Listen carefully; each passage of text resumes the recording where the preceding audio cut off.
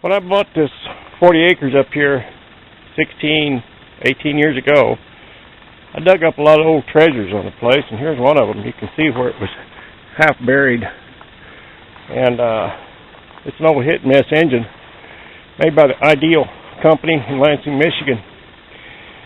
And it was used in a spray shed here. There was an old orchard up here, and back in the early days, instead of having machines that they towed through the orchard with a tractor and spray the trees with pesticides, they had pipe that ran out through the orchard, and all the spray materials went into a tank in the spray shed, and then they had a pump to pump the material out into the pipes, and then from there the guys would drag hoses around and hook onto the uprights every so often and spray the trees and then move to the next upright. And this old engine was used to run that pump for an orchard way back in the early 1900s, I suppose. And I talked to a gentleman, one of my clients, he's in his mid-80s, I guess, and I told him about this engine. He came up and looked at it because he had lived in the canyon next door here, grew up and I thought he might know something about it, but lo and behold, he was the man that ran it. He was, when he was a teenager, he ran this engine and took care of the pump when he worked for the orchardist who owned it. So, interesting history.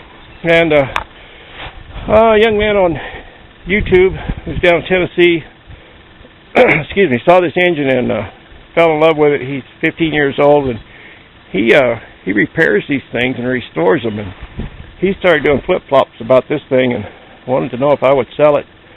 And, I just think it's great when a young man that age is interested in something and is passionate about something, especially something that has a spark plug in it.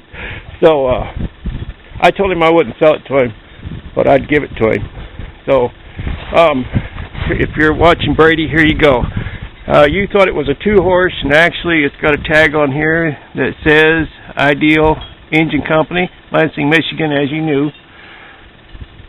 Speed 450 to 550, but you were thinking it was a 2-horse, and it's actually a 3.5-horse, Type M, number 18499, and now that you know the horsepower, the exact horsepower and the number on it, you can probably research it and find out what it weighs, so you can look into what it would cost to ship it.